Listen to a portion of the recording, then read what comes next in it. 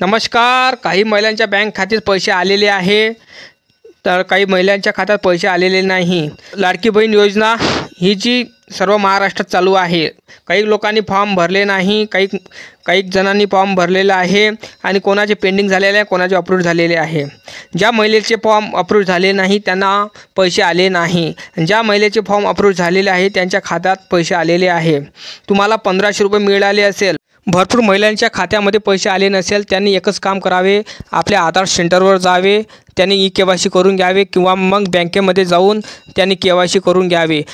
कारण की ज्या बँकेला तुमचं खातं आणि आधार कार्ड असेल तर तेव्हाच ते पैसे येणार.